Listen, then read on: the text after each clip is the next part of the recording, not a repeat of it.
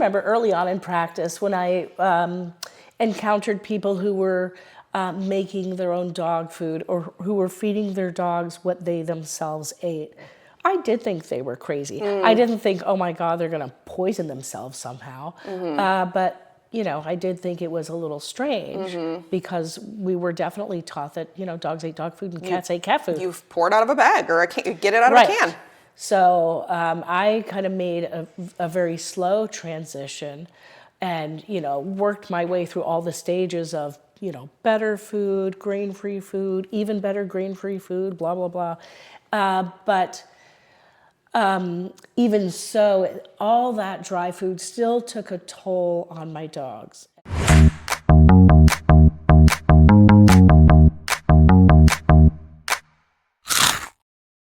Welcome back to another episode of the Country Carnivore Podcast. I'm Melissa Weidenhammer, and I'm here with holistic vet, Dr. Jessica Levy. And today we're going to talk about the great diet debate, kibble versus raw. If you've been following any of our topics through our videos or our podcasts, we talk about raw diet all the time. We talk about how important diet is all the time. And even if you haven't, you've probably heard a tremendous amount online, right? Everybody's talking about what you should feed your dog and what's the right way to do it, what's the wrong way to do it. And there's a lot of information that's very overwhelming out there. And so we really wanted to just do a solid, thorough kind of walk through this whole topic about kibble versus raw, about just dog diet in general. And so I think really where we want to start is talking about, what is really the problem with feeding dry dog food? Is it really that bad to feed kibble? Yeah. Like, what are the central issues? I get asked pretty much all the time, is there a kibble that I could feed? I don't know if I could do raw. I don't know if I have the freezer space. I don't have the head space. I don't know how to do it. I'm afraid. My vet said not to. Is there a kibble that will suffice? And I think this would be a question that would be asked less often if people really did understand the truth about kibble and all the ramifications and all of the issues with it. I think because it's been so normalized, there's that thing in the back of people's heads are like, it can't really be that bad. I mean, it's everywhere. Right. It's stacked in my vet's office. I can go to any store. There's all different kinds. I'll just buy a better kind. Right, and it costs a lot of money. It absolutely does. Honestly, we do not get paid by any raw food company. No. Or kibble, but. No, and we actually prefer to use multiple companies because variety is key. So there's we have some that we really like, but we're not going to point and say, this is the way. But I do think the normalization of kibble over the course, since the 1950s, 1960s, really, it's only been since the 1960s. And I think that is just, we're getting just far enough away from that it's like people really just think it's just always been this way. It's actually pretty new. And those people are not dead yet. Many of them.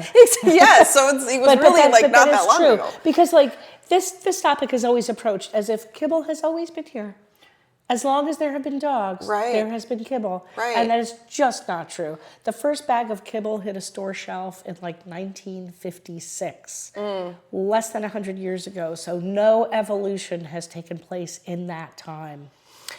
So I think what's really important is to call out the culprit of normalization as being a huge problem with why it's so hard for people to wrap their head around. It can't be that bad to feed kibble. I just need to feed the right one. I just need to do it the right way. But we're here to come against that and say that's actually not. It's not true. It's really not okay. Even though it's just because everybody's doing it doesn't mean it's good, right? So what are the top issues that you think of when you think of feeding kibble? The very first thing that comes to my mind is the carbohydrate content. I mean, I think there's a lot of top things in my head, but that's the first problem. It's so inflammatory. Their bodies are not meant to process carbohydrates. They're not omnivores, which is just a ridiculous debate that is still going on. It's not hard to prove that they're carnivores and not omnivores, but the carbohydrate percentage in kibble is anywhere from 40 to 70 percent, sometimes more, they're Yep. maybe meant to take in 6% and not those kind of carbohydrates And either. right, and not every day. So it hinders Yeah. digestion. It's pro-inflammatory. It's completely biologically inappropriate. It makes them fat. It and makes them bloated fat. and sad and lethargic. So the carbohydrate, I guess, is the first thing that comes to mind, although it is kind of hard to pick like one thing. So what about for you? It's dry. Yeah, there's no It's moisture. dry. And we're so used to seeing the dog, eat the kibble and then go and drain the whole bowl of water, which is really abnormal. When they eat their natural diet, when they eat real food, they don't do that. The other, thing, just to go back to the carbohydrate content for just a minute, this is a huge cause of bloat. So all you dog owners out there that are so worried about bloat, kibble it's really a kibble related problem It is. for the most part. It's a dry food disease. Yeah, it's a dry food problem. And so, you've got the carbohydrates mixed with the lack of moisture. It's like this perfect storm for bloat. So if you're going to get bloat, that's your highest risk factor. Right. Is going to be that. The other thing that comes to mind too, like once you understand the truth about the ingredients that go into there, no matter how good an ingredient label looks, there is no regulatory system that is watching where this food comes from, what the real source of the protein is. It just could say chicken, what part of the chicken, what kind of chicken, where do they get the chicken? All of that stuff is so just the lack of really understanding what the ingredients even are, what the source of the ingredients are, the lack of just ingredient control with dry food is a problem. Yeah. I think the synthetic vitamins and minerals that usually come pretty quickly after, the first few ingredients is the stuff that looks good. That's where you find the chicken, the brown rice, the barley, the whatever. And then it devolves into this list of chemicals. Those synthetic vitamins and minerals, I think, do a lot of damage. They're really not good for our dogs. They sap the body of the energy that should be being used to digest food. Instead, they're having to deal with this synthetic soup that they've been fed. And then a lot of the vitamins are, because they're synthetic, and so that means that they're parts of vitamin complexes or they're mirror images of vitamins, which means the body has to utilize energy and drain resources to try to figure out what to do with to it. try to use the vitamins. Yeah. So that's not how we're supposed to get our nutrition, from those synthetic vitamin mineral mixes. And then, another big problem, anybody who has been taught conventionally how to feed a dog kibble, you never switch the food. This is a huge, huge problem to never feed a different food. Right. This is how you pigeonhole your dog into getting allergies, among other things. Having allergies to things, that same thing every day, that is how you build a sensitivity to food. Right. Like, we know we're not supposed to do that for ourselves. We know we have to eat a varied diet, and you're supposed to eat all the colors of the rainbow and that kind of stuff. And then we're feeding our dog this synthetic dried crud every day, every meal of every day. So it's like you put all of these things together and then think about the processing on top of it.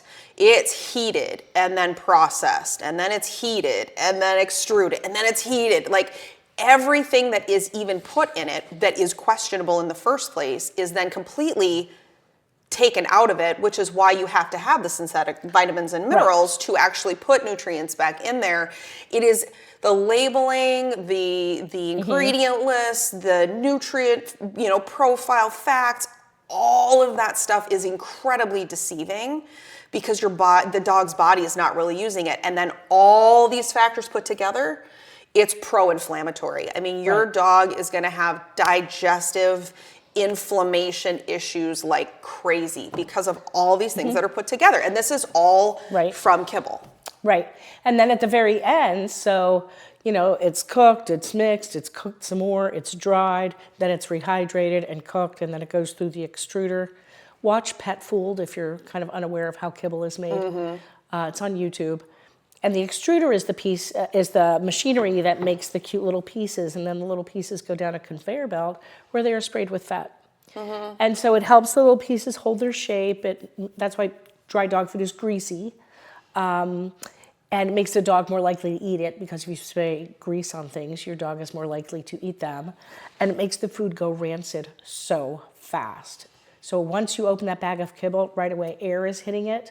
Even if it's a resealable bag, you're opening it once a day, twice a day, air's hitting it repeatedly. And the food is just going bad. It's going rancid the whole time. Which again, cue back here to inflammation. Exactly. I mean, that's going to cause massive issues. Yep. Yeah, so like for me, at some early point, kibble just becomes too problematic to feed. Yeah, I mean, because I get asked like, okay, but if you were going to feed kibble, which kibble would you feed? No, too much hassle. I can't deal with that. No, there really is just, I know that's really hard for people to hear. There is no good kibble. Right. They're just and even so, like some kibble is better than other kibble, but as far it's as still on a scale, like a good food to feed your dog, honestly, get away from kibble. Yep. Yep. So that's really to, again, and I'll say it, I'll double down on what Dr. Levy said, which is if you have not watched Pet Food, it's an hour of your time well spent. Watch it at least one time. I used to require my pet families to watch it because I only raised my puppies on raw and they were going to go home and be fed raw. And I really wanted people to be educated and see it. It is a game changer when you watch how pet food is made. You just can't bring yourself to do it again. So Pet Food is great. But these are the problems that really, the biggest problems that are with kibble. It's just one thing right after the other. So then we come to when people want to do things more naturally, they've been feeding kibble. And Dr. Levy, you hear this all the time, and you referenced this a minute ago. Is raw feeding a make it or break it for holistic pet care? Isn't there a way for me to do everything else natural and just feed, kibble? Do I have to feed raw? And that's kind of where you come into like the mixers and I'll put an egg on his food and I'll add fresh veggies. I'll do all these extra little things. I'll put yogurt on it. With kibble, yeah. Yeah, no, those don't actually make kibble better. No. You're kind of fooling yourself if you think that that's what's going to happen. And so to some extent, feeding a fresh diet, because the diet is the basis for health, right? Everything's about gut health.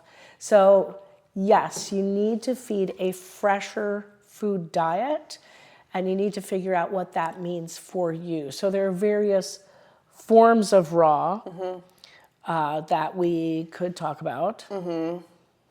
But what I think, what for the sake of this episode, just because we have gone more into depth in a different episode about raw, we'll link that down below. It's called Raw Food Roulette, where we really break down kind of the ins and outs of raw and how you can, there's different options and, forms. Freeze, dry, dehydrated, blah, blah, blah. There's a lot of options. So if you want to go more into depth after this episode, Raw Food Roulette is an episode that we would really recommend that you kind of listen to. But I think for our purposes, for this episode, we're going to say what we mean by raw diet. Correct. So what we mean by raw diet when we go through this is you have raw, not cooked, raw meat, bone, and organ. You've got a variety of different whole foods that you mix into it. You've got edible bones. Those are important. And you're varying the diet. So you're feeding something different all the time. You're rotating your proteins. You're feeding different foods. That's what we mean when we say feeding a raw diet. It doesn't just mean, feeding a recipe you found online or, maybe, raw meat with something mixed in that you get from, just raw ground beef from the grocery store. We mean meat, bone, organ, a variety of fruits and vegetables, different whole foods. That's what we mean when we say raw diet. And so why are we so flying the banner of raw diet? Why is this such a big deal? So Dr. Levy, what's the first thing that comes to mind when you think about benefits of feeding raw? The health benefits, I think, are just incomparable. The fresh ingredients, the fresh nutrition, this is what your dog's body was designed for. So even if you have a Morkie, a Yorkie, or a Shih Tzu, on the inside you have to see the wolf. And they're not they're not that far away from their wolfy predecessors. And that is basically what dogs are designed to eat. So dogs, doesn't matter what breed, are 99.8 or 99.9% genetically identical to wolves. So their biology inside and the way that the mechanics of their body works is the same. Anatomy. Yep, the anatomy is the same. So when you think about what you would imagine a wolf eating in the wild, that's what should be in your dog's bowl to a degree. We're a little more deliberate and a little bit more strategic about what we're putting in the bowl. But get away from this idea that they should be eating, brown processed pellets. It should be fresh, whole, raw food. Or like one of the pet food company claims that somehow your Labrador Retriever and your Golden Retriever should not be eating the same food because they're different. And no, when it comes down to how they're made up on the inside and what they're designed for, just think wolves. They're not different from each other. So with a raw diet, you're getting fresh, live nutrients, whereas with something like kibble, it's all dead. And so just the amount that they're getting is, as far as vitamins, minerals, is just far exceeds what you're going to find in anything that's commercially made. And then to double down on that, these are bioavailable ingredients. So these are ingredients that are, the antithesis of synthetic, which is what we talked about before. This is all stuff your dog's body can actually use and assimilate. And so these nutrients and these vitamins, you're getting all of the benefits from those. It's not kind of like, half done or compromised like it would be with synthetic. Right, and you have control over the ingredients. So you don't have to wonder, what is this chemical whose name I am not familiar with? Did this chicken come from, Right. a slaughterhouse, leftovers or, or a different whatever country else. Or whatever. Yeah, exactly. So you've got ingredient control, it's incredibly bioavailable, their body can use it. Fresh live nutrients, they're getting much more available to them that they can use. And then, because of how you should feed this, it's going to reduce the risk for allergies because you are feeding a variety. And again, it's that ingredient control. I can switch it up as much as I want. And the more I switch it up, the better off they are. Right, because that's going to be anti-inflammatory. And sometimes that sounds counterintuitive because, in vet school, we were always taught, pick one food, feed that food, never change the food, never feed table scraps. And that is literally the opposite of what you need to do. You need to change the diet as much as possible. The way I think of it is, in my little cartoon brain, like there's no scenario where you have two dogs out hunting and one dog says, oh my gosh, bunnies everywhere, and the other dog says, I'll eat turkeys. You can't. You can't. You have to be able to eat whatever nature offers you because nature is not super kind like we are. Like I think of how I feed my dogs and they basically get off the couch and I'm like, here's a chicken thigh or something. Right. And nature kind of says, why don't you go run a marathon? Maybe I'll get you something. Right. Yeah, exactly. Another thing that people may not realize too, and I teach this to my clients all the time, is that there's a natural balance in real whole foods of nutrients that work synergistically. So just for one example, but there's more, think of calcium. So you'll find calcium phosphate or something like that in commercially made food. But calcium needs phosphorus to process correctly in the body. This is incredibly important. Well, guess what naturally occurs in edible bones? Calcium to phosphorus ratio. There's a lot of the raw foods that we encourage people to use that have a perfect calcium to phosphorus ratio. Nature knows what it's doing. Right. So that's why sometimes people read about a mineral or something like that, and they start thinking, maybe my dog needs selenium, maybe my dog needs zinc. I don't like to use minerals in isolation like that because everything in the body is in balance. And there's a lot to those balances that we don't know about. Right. And so to think that it's that simple, that, if I give my dog more zinc, then I have to do something about this other single mineral, you'd probably have to do something about 100 other minerals. And so it's just easier to feed them food that is on its own full of nutrition. Now, to kind of just, as a side note to that, it is great to look up what are certain foods that are high in zinc to make sure that your dog is getting zinc. That is a great option. And there are certain, ailments or maybe stages of life where, your dog could maybe use more omega-3s, for example. Look up those whole foods, especially if they're animal-based proteins or animal-based foods that are highest in that nutrient, and offer those foods. But because you're offering it in a food, the balance is going to naturally take place. Right, because we were talking about the issue with eggs, where some websites say if you're going to feed the dog eggs, don't feed the whites because the whites are contain an enzyme that breaks down biotin.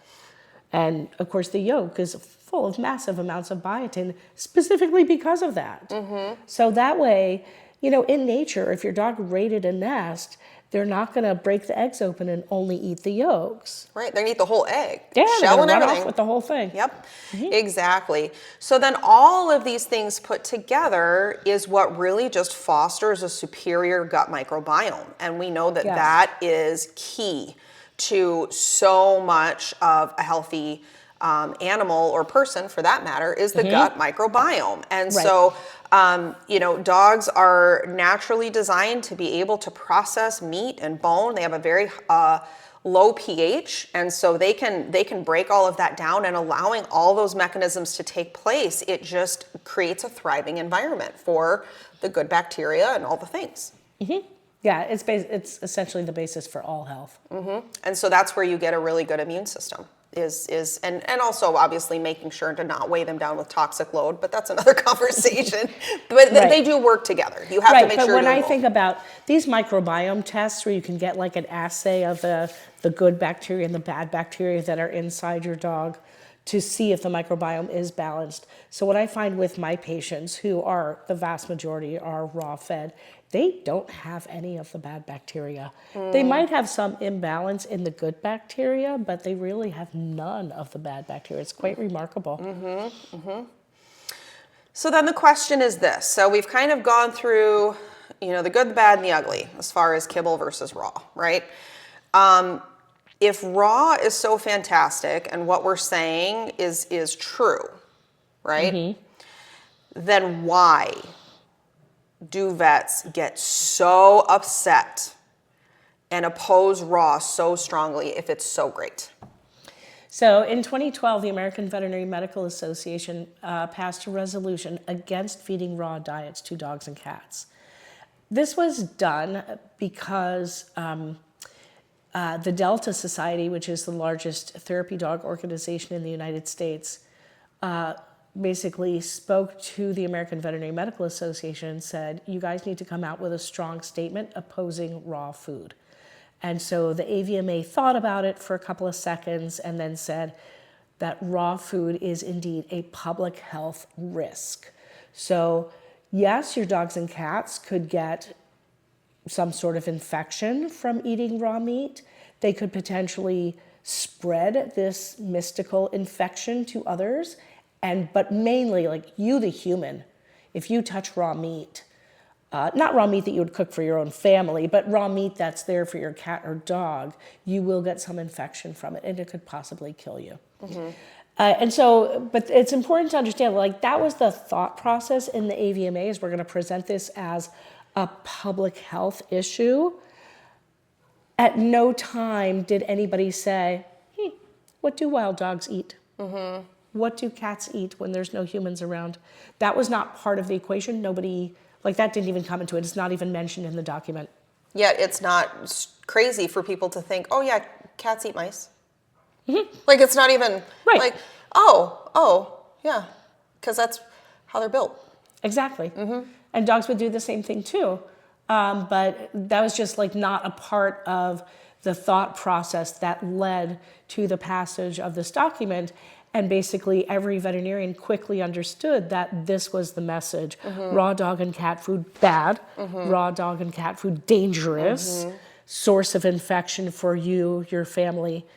And, and if you,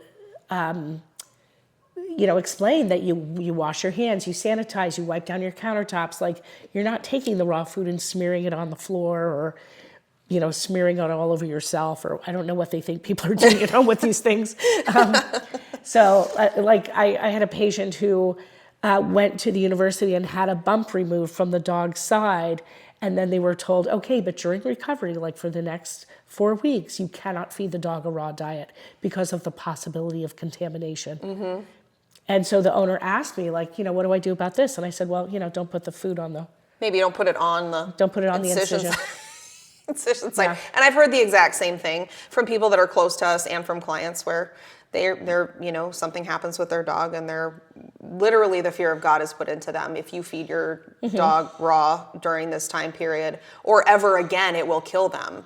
It's very, very strong. And so so it started with this policy released in 2012 with this statement about how dangerous, how it's a public health hazard, all of this stuff with raw pet food or undercooked pet food or food for animal proteins.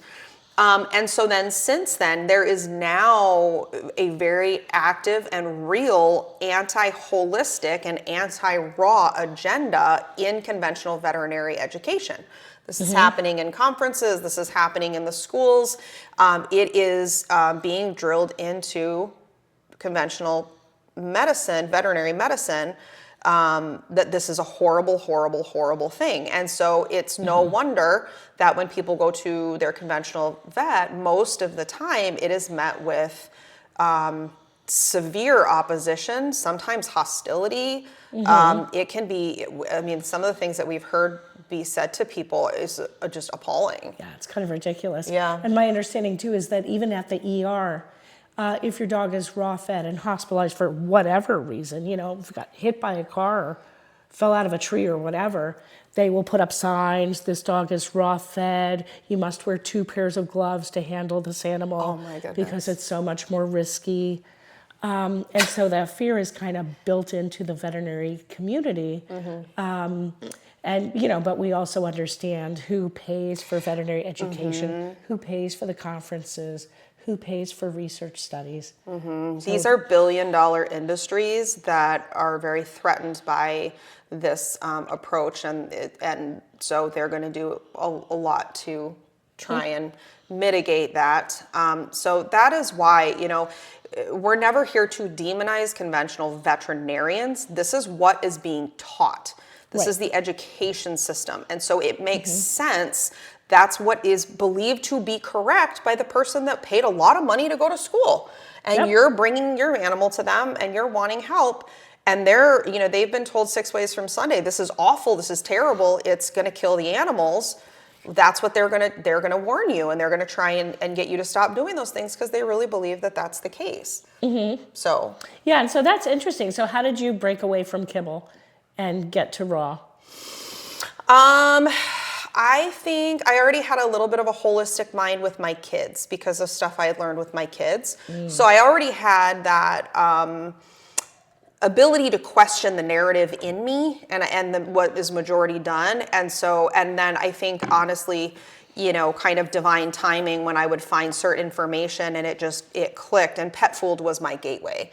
And I found pet food right around when I started seeing you. And so it was just this perfect, I had the medicinal side where you were helping me and kind of bringing some reason and common sense.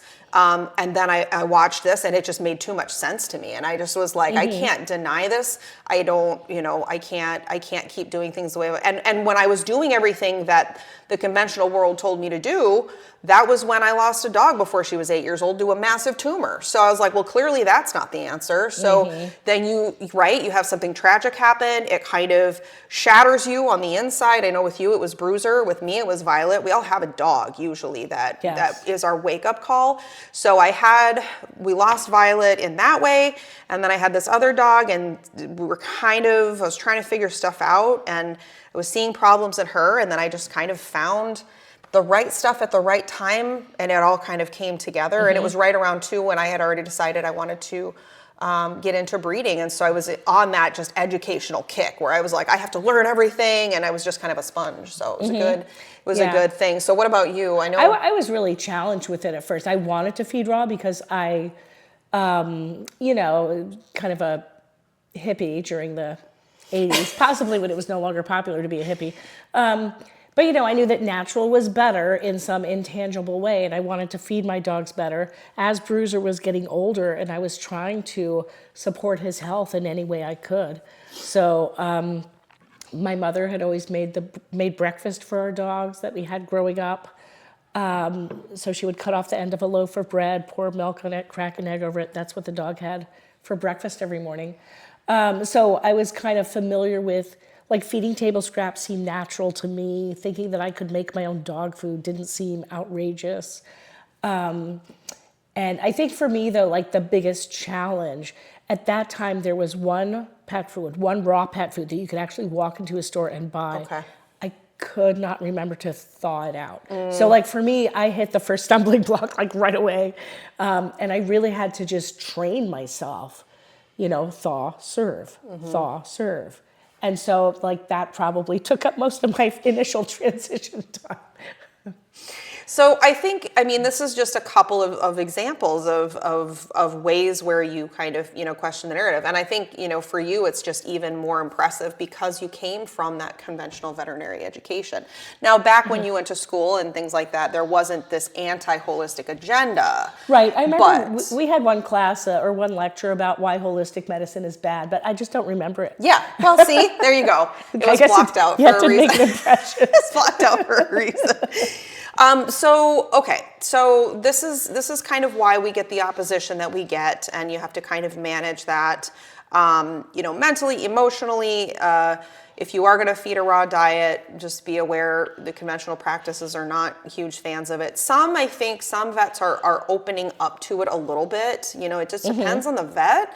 But, you know, a huge thing that, you know, we would love to see is just more vets being willing to just look at real information and, you know, entertain some of these ideas that it's not crazy. This is literally, like, you know, it's pretty basic biology and science when you think about Although it. I remember early on in practice when I encountered people who were making their own dog food or who were feeding their dogs what they themselves ate, I did think they were crazy. I didn't think, oh my God, they're going to poison themselves somehow. But, you know, I did think it was a little strange because we were definitely taught that, you know, dogs ate dog food and cats ate cat food. You've poured out of a bag or get it out of a can. So I kind of made a very slow transition and, you know, worked my way through all the stages of, you know, better food, grain-free food, even better grain-free food, blah, blah, blah. But even so, all that dry food still took a toll on my dogs. And so I think if I can help anybody kind of short circuit the process, because in retrospect, it was not as scary as it was made out to be. It was not as complicated as the books that I read told me. That really kind of stalled me for a while. It seemed very complex. And, you know, I've never been the person who cooks. I was a vegetarian when I started raw feeding my dogs. I'd never been in the meat department of a grocery store. I had never purchased or cooked meat. Oh, wow. I didn't know that about you. But I knew my dogs were carnivores. And so I did it anyway.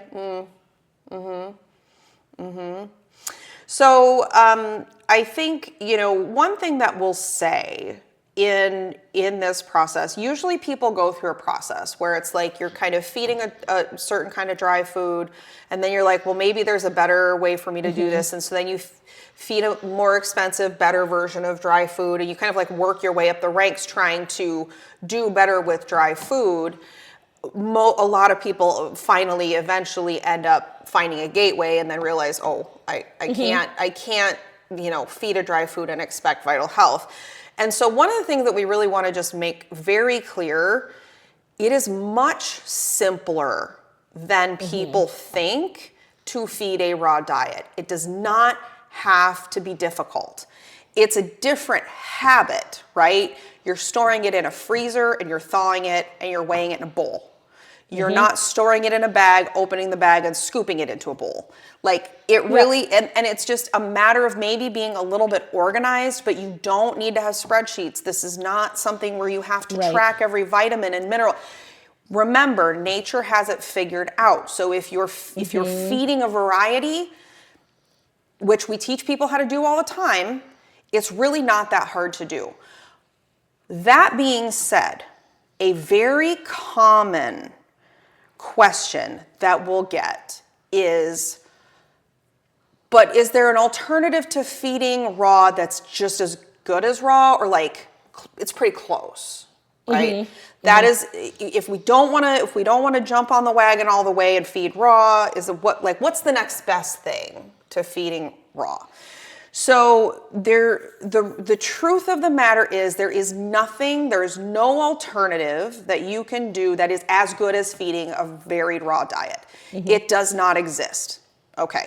That being said, there is kind of a scale or a hierarchy of ways to feed your dog that we could go down. So first you have what we've talked about, a varied balance over time raw diet.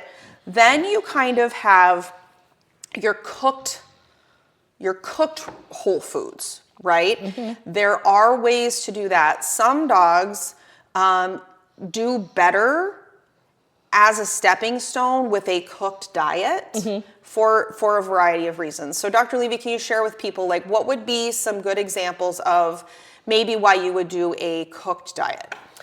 Often when dogs are older, they're starting to feel a little bit colder. Their digestion is not working as efficiently as it did when they were younger.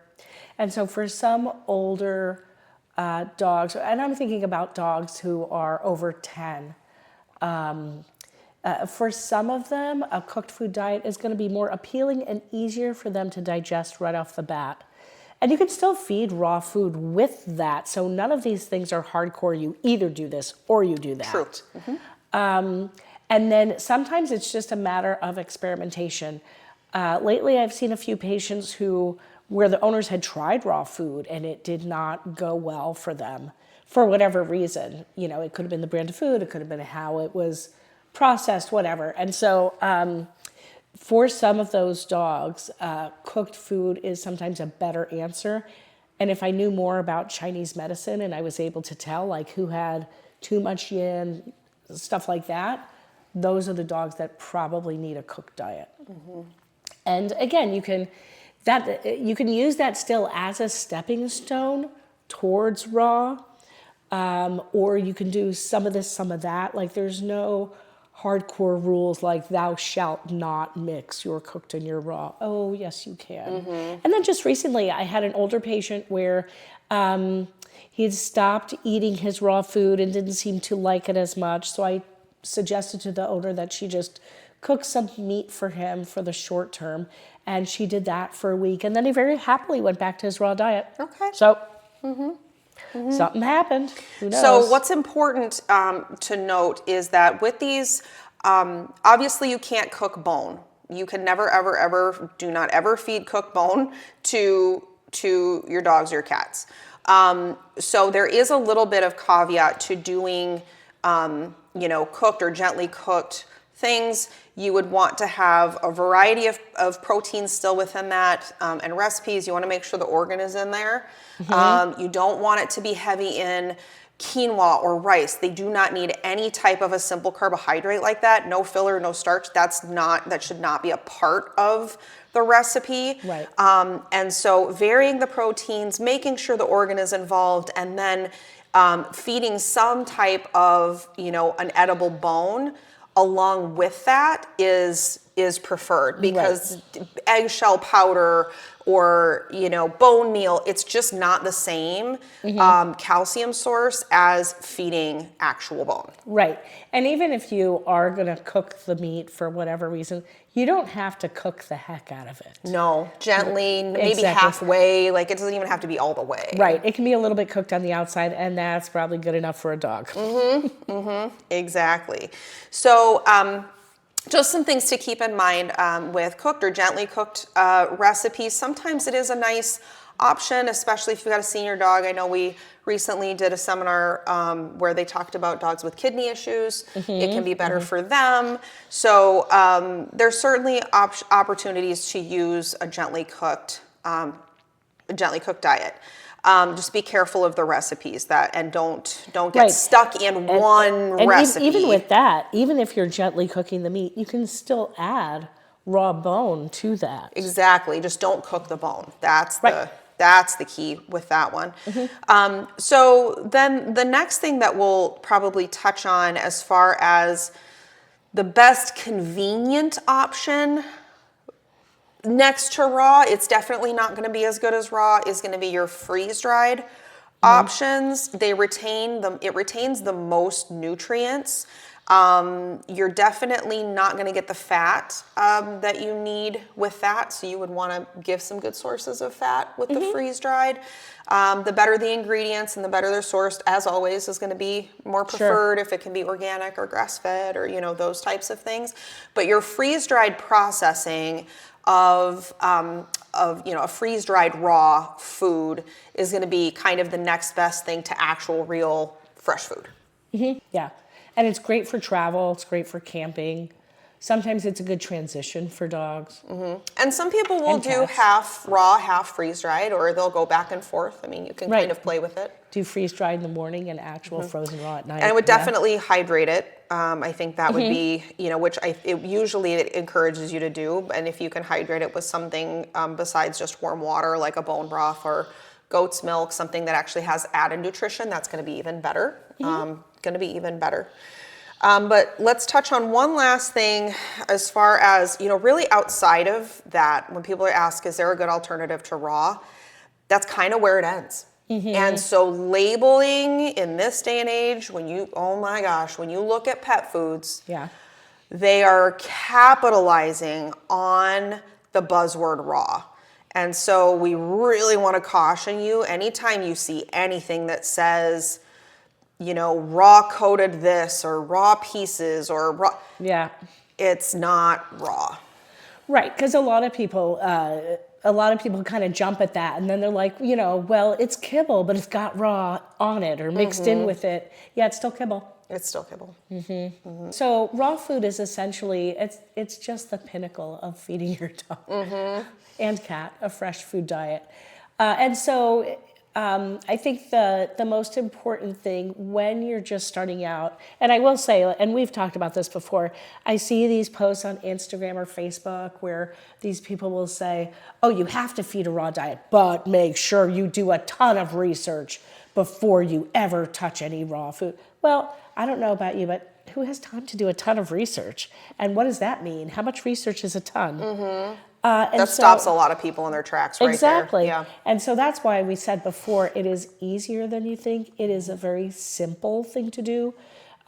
We have written guides that really walk you through it step by step, including a shopping list that Melissa came up with. Like, how much easier could your life get? And so the main thing is you just find one place to start. And so if you want to try it without like a massive investment, sometimes people will start just by going to the grocery store, buy some grass-fed ground beef, and just try feeding it to your dog or cat. Just try it raw. If they don't like it that way, throw it in a pan, flip it around. Just, maybe cook the outside a little bit. And I even suggest sometimes, so add some salt, pepper, and butter. Make it more appetizing. And so, maybe that's a good place to start. Maybe eggs or even like licking the plates after your meals or something like that. I feel like that's going to get me thrown out of the veterinary community for sure. But even just, sometimes it's really, if you're really coming from that, dogs only eat food out of a bag mental place, just giving them any type of real food into their bowl is kind of a place to start to get your brain into a different, kind of mindset that it's like, nope, they're supposed to be eating real food. And so cracking an egg over their dry food, or, pouring some bone broth in there, throw in some cottage cheese, grab a handful of frozen organic berries and throw it in there. Anytime you can, a can of sardines, drain it, put it in their bowl. Start getting used to the idea of putting real food in there sometimes that's where people need to start. And then once you see that, and I mean, there is certainly, studies out there that show just doing that can make a big difference in your dog's health. Just know that really the pinnacle is going to be that raw diet. And so use it as a stepping stone, use it as a gateway to kind of get yourself to the next step further into all fresh food. But these are just some examples, and there's certainly commercially made raw food out there. Again, we have a great episode where we really dive into all the different kind of aspects of raw foods that are on the market called Raw Food Roulette. We'll link that down below. But grab, there's lots of places that sell commercially made raw food in freezers. And so, grab a patty of that, put that in with their kibble, start, and maybe if your dog has really, a lot of GI issues, we always recommend doing a gut reset to kind of prepare their gut microbiome to be able to receive that raw food better. So there's all different places to start. But I think the important thing is whatever your anxiety will allow, start somewhere. Right. There's a million ways to dip your toe in. Hopefully this is kind of brings to light some of the truth about the real issues with kibble, why we bang this drum so much, and really kind of we walked kind of through all of it to show the truth about why the raw diet is so essential to really finding the most success with your dog's health. We talk about it so much. This is why. So hopefully we've kind of gone over enough, and maybe you learned something today. We'll link some good resources down below to learn from. Our raw feeding guide will be down there if you want to start stepping into this world a little bit. We made it very, very easy. It's a guide that's 20 pages, and it gives you the foundation so you can understand kind of how to walk through this. We'll see you next time on the Crunchy Carnivore Podcast. Thank you so much for joining us. Our goal is always to encourage others to seek out the holistic approach by way of education and empowerment. You can check out our online resources at wellspringhaa.com. You can follow us on our YouTube channel, Wellspring Holistic Animal Academy, and you can also find us on Instagram at wellspring_HAA. We hope that this has been helpful and that you continue with us on your journey to holistic health for your pets. As always, we're here to be unapologetically all natural.